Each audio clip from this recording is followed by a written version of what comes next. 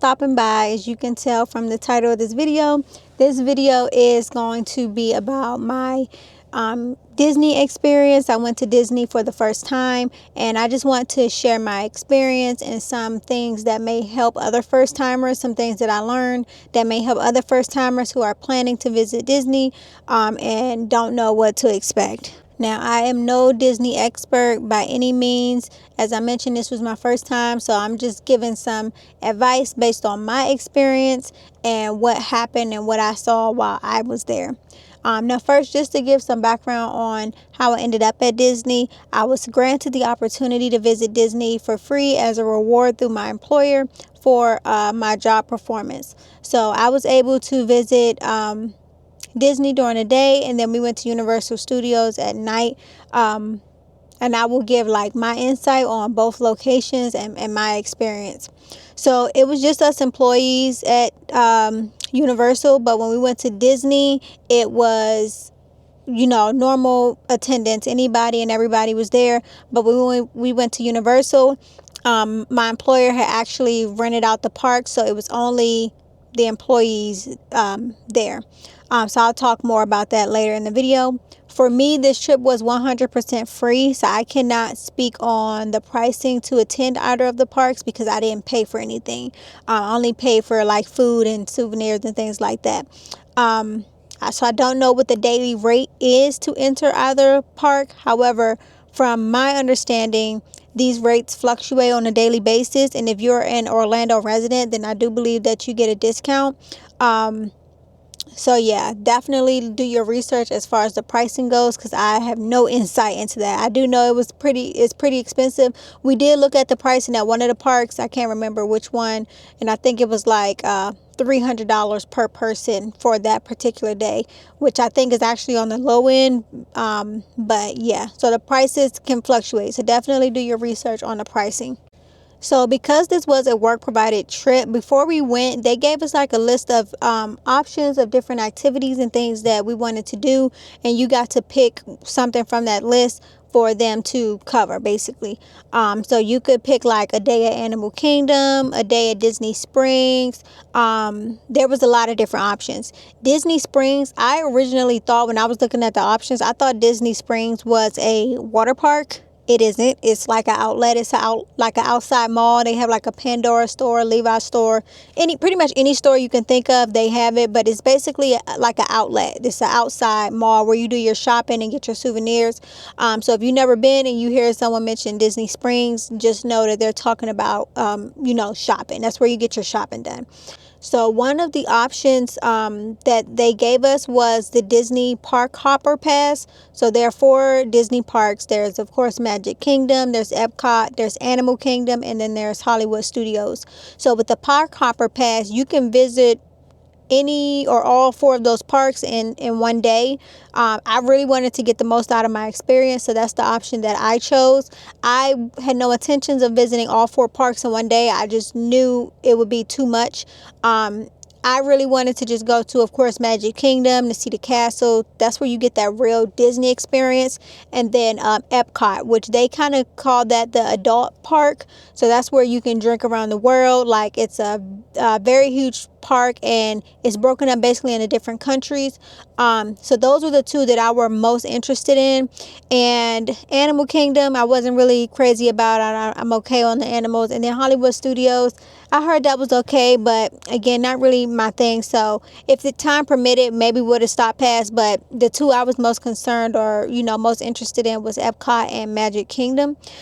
So we stay at the Disney Beach and Yacht Club, and again, I can't really speak on the pricing of how much that resort costs, but what I can say, that is kind of an older resort, but it's still a nice resort. So I would definitely look into staying there. It was very convenient to the parks. It was not far at all, and they did have buses that come to the resort and pick you up to take you to certain places to get to where you need to go. I would rate the hotel a 6 or 7 out of 10. I was probably say a 6 out of 10, mainly because their pool was being renovated when I was there, so it was closed. However, because of that, they gave us a free pass to what's it called?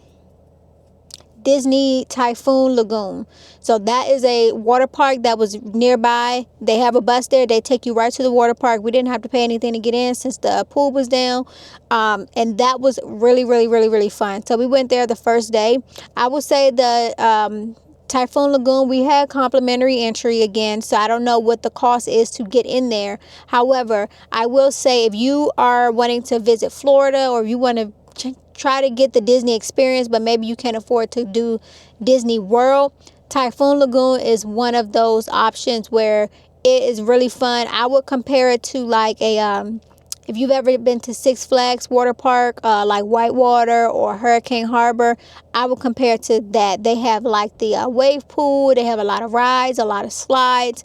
They have food. Like it's really, really fun. So that's definitely something to look into if you're wanting to visit Florida, but maybe not wanting to go to the actual Disney park. So as I mentioned before, the resort we stayed at, they had buses that would take you from the resort to different places to where you want to go. So you could go to Disney Springs, and then once you get to Disney Springs, they have buses there that will take you to Magic Kingdom. So the first day, or our main day where we basically did everything, we took a bus from the hotel to Disney Springs, and then we took a bus from Disney Springs to Magic Kingdom. So we basically started off at Magic Kingdom, and then once you get to Magic Kingdom, when we got there, the line was really short. I was really surprised. Like, we literally walked right in. It was maybe two people in front of us. When you get to the gate, they take your fingerprint and then you scan. You'll either have a wristband, or you will have you can use your hotel room card to get into the park. So you'll scan that, and then you'll get your fingerprints taken, and that's how you get into the park. Now, when we got to the gate, we had some trouble because there was a lot of stuff that we didn't know. And this is where I'm going to kind of get into some of the tips and tricks that I would definitely recommend you knowing before you go to Disney World, because it definitely, delayed us in the beginning because we had to take care of this stuff before we could, enter the park. So we got very lucky because the person, the gate attendant who was helping us, she was very knowledgeable. She helped us through the process. She kind of gave us some tips. And the biggest tip that she gave us that I am now giving you: before you do anything, soon as you get to Florida, matter of fact, before you even get to Florida, before you leave your hotel, download the Disney Experience app. Upload your ticket to the app. That is the biggest tip that I can give to anybody going to Disney. Download the Disney Experience app and upload your ticket to the app. Create you a Disney account if you don't already have one, because that we had to do that at the gate, literally standing at the gate before we could get in. And that is going to really be a great resource to have while you are at the park. This is such an amazing resource. We had no idea we would need it. Even after we downloaded it at the gate, I was thinking like, oh, we're just going to need it to get in. No, it really comes in clutch when you're actually in the park as well. So the gate attendant, she helped us download to get it set up. She was really a lifesaver.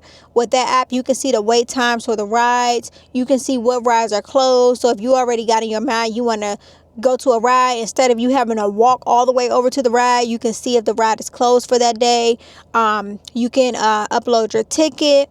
You can purchase the Lightning Lane passes, which, let me speak a little bit about the Lightning Lane passes.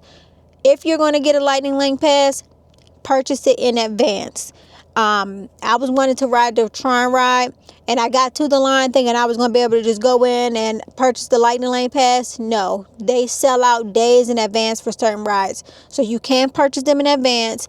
Some rides like Tron, because it's the most popular, you have to purchase it for that ride, or they have options where you could purchase like a daily pass. You can purchase Lightning Lane passes for certain parks. You can purchase it for certain rides. They have like different packages where maybe you want 4 Lightning Lane passes for 4 different rides. So if you're going to do the Lightning Lane, that's another thing. Do it in advance, as far as in advance as you can, because they do come in handy. They do sell out quickly as well, and I do think that is worth it. I rode Tron. When I looked in the app, it said it was a 70-minute wait. By the time I walked over there, it was a 50-minute wait. So it wasn't horrible to ride that ride. But if I would have had the lightning lane pass, I would have bought it just to avoid that 50 minutes. When I went, it was May. A lot of the Florida kids were still in school. It wasn't very busy. It was hot, but it wasn't unbearable. It wasn't humid. So if you're going to go, I would say a good time of year to go would be the end of April, beginning of May, in my opinion. The lines were shorter. It was crowded, but it wasn't shoulder to shoulder crowded. Like, you could still move around. The lines for the wait times were not crazy. Like, I think that's a good time of year to go. One, because of the people, and two, because of the heat. It wasn't crazy, unbearably hot. My next tips, or then my next few tips that I'm going to tell you about, is just speaking about the heat. Wear your lightest, loosest, most comfortable, most breathable clothes. The more breathable, the better. Again, I went in May, so it was tolerable, but I can only imagine somebody going in like August or September, you will probably melt, okay? Because even in May, it got pretty hot, but it wasn't unbearable. But I started off first thing in the morning, but by midday, it was pretty toasty. So you definitely want to have some lightweight clothes. I would not recommend denim. I would not recommend leather. They are hot and they are heavy. I saw somebody out there with some leather pants on. I just stopped and said a prayer for them, because no. Denim and leather, would not recommend. 0 out of 10. You are going to do a lot of walking. A lot of walking. We did over 27,000 steps in one day. It is a lot of walking. So you want to have the most comfortable pair of shoes in your closet. Okay? No Crocs, no flip-flops. You want to have a good walking shoe. You're going up hills. You're going down hills. Everything is not flat. There's people everywhere. You're going corner to corner. You might be bumping into people, especially in front of the castle. Everybody wants to stand in front of the castle, take pictures, watch the shows. You want to have some good walking shoes, okay? When I was there, almost every other person, when I looked at their feet, they had on either those Hoka shoes, which I've been seeing a lot of those Hoka shoes. In my mind, they're like the new Skechers, but they must be comfortable. Those Hoka, Hoka, and New Balance. Those were the two most common shoes that I saw there. So again, good walking shoes. I saw a guy there walking around in Crocs with no socks. Again, I just stopped and said a prayer for him, because I know his feet was on fire, but that's his business. Water. Bring your own water. Okay? Bring your own water. The water bottles in the park are $5 to $6 each. That's for a regular bottle, 20-ounce bottle of Dasani. That's not even the good stuff. $5 to $6 per bottle of water. So bring you a refillable water that will stay cold, like a good Stanley, a good Yeti. They do have places throughout the park where you can refill your water bottle. Or even if you are going to buy water bottles there, at least have you a refillable cup with some ice, where the ice won't melt for 24 hours, and you can just pour the water bottles on that, because the water is expensive. And if you're buying water bottles there, one, is expensive, two, it's not going to stay cold long enough for you. And with the water, I would recommend having a water bottle bag to carry your water in. I will link the one that I have in the description of this video. But you can get a little bag where it will fit your Stanley, fit your Yeti. You can stick your phone in there. You can hook your keys on there. You want to be as hands-free as possible. You're going to be doing a lot of walking. You don't want to be carrying a bunch of stuff in your hand. In addition to that, a small fanny pack or a small backpack, something light, something that's going to hold your money, hold your ID, hold your credit cards. If it's a large group of you, maybe somebody carries one big backpack with everybody's stuff in it. But again, you don't want to have a lot of extra weight on you if you can avoid it. I also recommend a cooling rag. They have those little rags where you can wet it and you put it in the freezer and it'll stay cold all day. I will definitely get one of those. I purchased one at the park. It was like $20. Waste of money. I won't say it was a waste of money, but because it did come in handy. But you can get them much cheaper at like Walmart. You can get them for like $4 or $5 at Walmart. Don't be an idiot like me and purchase it at the park, because they're way overpriced.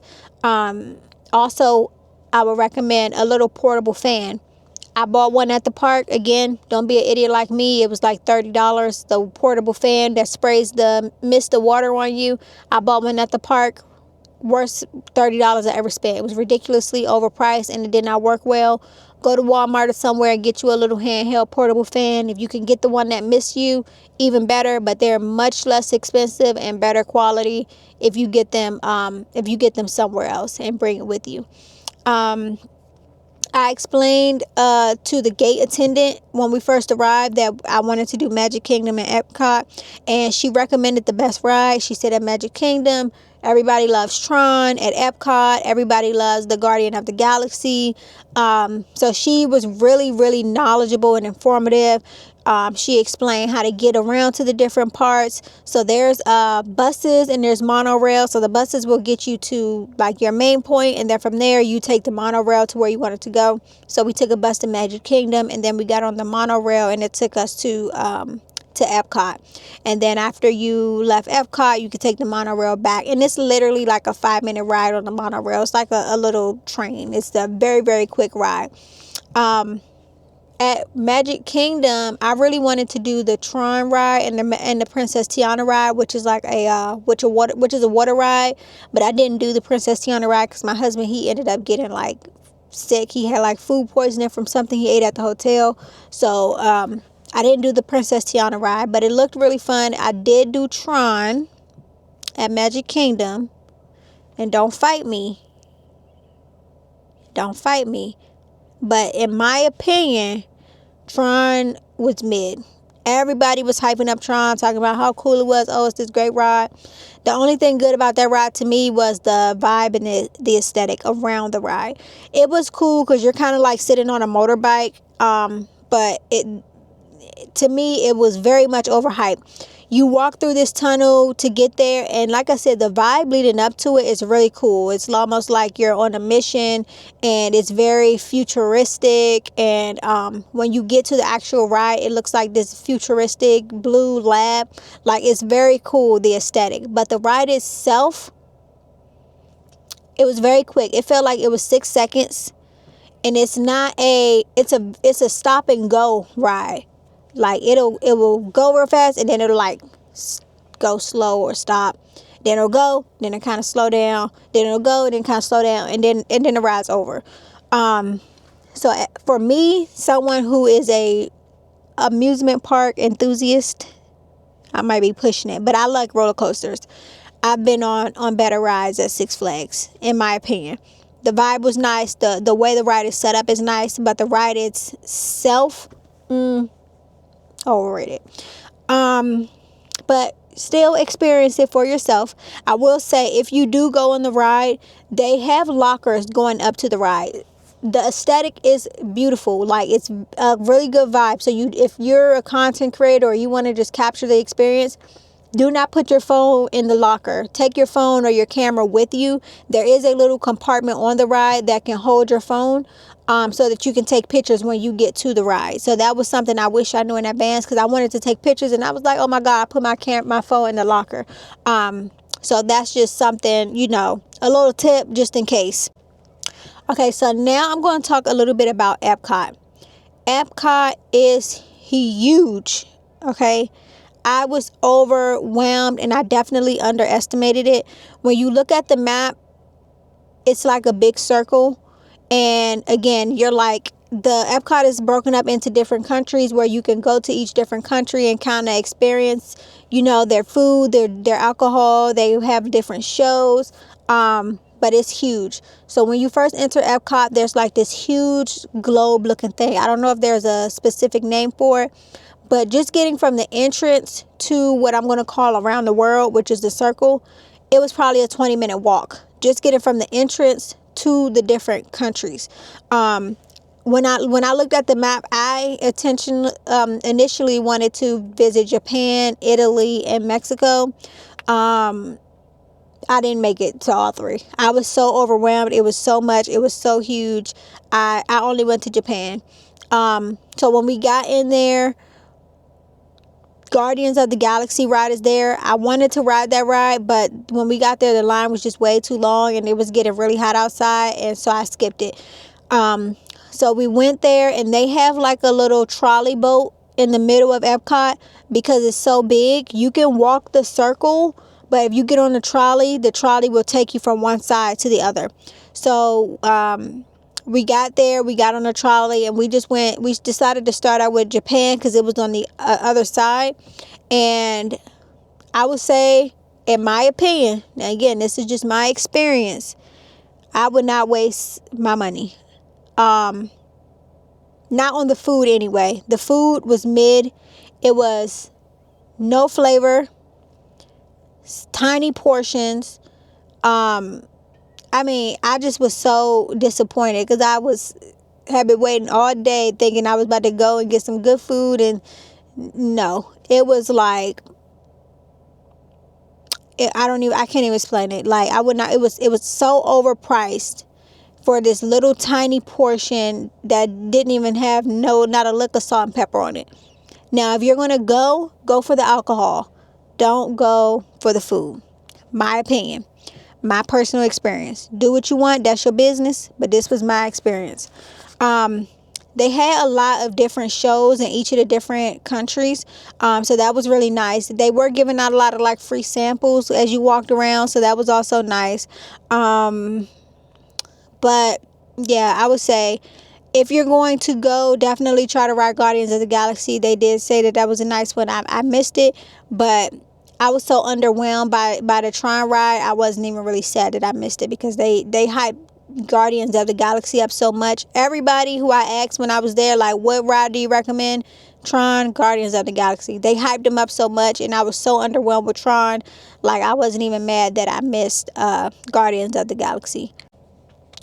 So by this point, I was so disappointed with the food in Japan. I didn't even want to visit Italy or Mexico anymore. I was just so ready to go. My feet were on fire. It was starting to get really hot. I had a sick husband with me who was, had to keep stopping because he had this stomach bug. But he was a trooper. He pushed through a lot more than he probably should have, because he didn't want to, ruin or waste the experience. But so after that, we ended up leaving. And because I also knew that later that night we were going to Universal Studios. So we left Epcot, got on the monorail back to Magic Kingdom, got on the bus and went back to the hotel. We took a little nap, and then we went to Universal Studios. So my employer, they had rented out the park. It was from like 8 p.m. to midnight. So we had like a good 4 hours where, again, it was just us employees. We got to ride everything multiple times. There was no lines. That if you're going to do anything, I would say go to Universal Studios. I think that's the name of it. It's either Universal Studios or Universal Islands of Adventure, something like that. If you want to go to Disney but you can't afford, or you don't want to do the Disney World, go to Universal Studios. The rides there were 10 out of 10. So much better than Tron. Everything that I did at Universal trumped Disney World. I'm so sorry. I don't hate me, Disney lovers, but the rides were better. The environment was better. Everything was closer together. It's a lot smaller, of course, but it was such an amazing time. It's less expensive than Disney World. I'm a roller coaster girl, and I rode those rides probably 10 times each. The Harry Potter rides, I think there were like 2 or 3 Harry Potter rides. The rides were so amazing. It was truly an experience. It wasn't just a ride. It was truly an experience. If you are a Harry Potter fan, the Harry Potter rides, the Harry Potter gift shop, if you're going to get souvenirs from somebody, go to that Harry Potter gift shop. You could get everything for everybody from there. Like, I bought so much stuff there. I got my son's book bag. They will engrave it for me. Engrave it for you and embroider it for you. It was amazing. If you're a Harry Potter fan, anything you can think of, they had it. They had the cloaks, the wands, the owl that'll sit on your shoulder. You name it, they had it. The Velocicoaster, it's like a Jurassic Park ride. Best roller coaster I ever been on in my life. That roller coaster was amazing. Okay, if you like a good ride, I will put that roller coaster at the top. Literally the best roller coaster I ever rode in my life. I rode it probably 6 times, probably 10 times, because like I said, it was just us. It was no line. I would get off and go get right back on it. Like, it was so much fun. They had roller coasters where you're actually like on a motorcycle. One of the roller coasters, it went up and then it went backwards. One of them, you dropped through the ground. Like, it dropped from one rack, the little rail that the coaster rides on, and then it drops down through the ground through another one. Like, I mean, these roller coasters at this park were top tier roller coasters. It definitely surpassed my expectations for sure. The experience was a 10 out of 10. Another thing I will say there, they had this thing called butterbeer. It tastes like liquid butterscotch. If you like the butterscotch candy, even if you don't like the butterscotch candy, I think anybody would like this. If you're a sweets person, I think you would like it. You could get the butterbeer like just as a almost like a beer consistency, and then they also had it like frozen, like a slush consistency. That was also good. Like, never experienced that before, never heard of that before. Like, it was so good as well. Everything there was a 10 out of 10. So I really don't even have anything to say. I don't have anything bad to say. I bought my son the book bag. They embroidered it. It took them like 30 minutes. And then you go to the other side of the park. They tell you, you go pay for it. You pick it up and they have it ready for you same day. Like, it was like 30 minutes that they had it ready. So yes, again, if you don't want to spend a lot of money in Disney World, I definitely would recommend this. Definitely would recommend this. And if you are a Harry Potter fan, I would recommend this. If you are a roller coaster fan, I would recommend this. These were the best rides I ever experienced. But yeah, I just really wanted to share my experience and give a few tips and tricks for someone who may be going for the first time and may not know what to expect. Because I didn't know what to expect, and I wish I had done a little bit of research before, but I wish I had done a little bit more research. But yeah, I thank you for stopping by and watching this video all the way through. Again, I am no Disney expert, so take this information with a grain of salt. It may be helpful to someone out there who is going for the first time. Definitely also reach out to some Disney planners who may be able to give more information on like the pricing and places to stay and that part of it. But yeah, that it was a good time. I will go again, just not to Disney World. I would just go to Universal Studios. But again, thanks for stopping by. I hope you watched this all the way through. As you know, hit the like button, hit the subscribe button. Please leave a comment. If you have a question, I will do my best to answer it.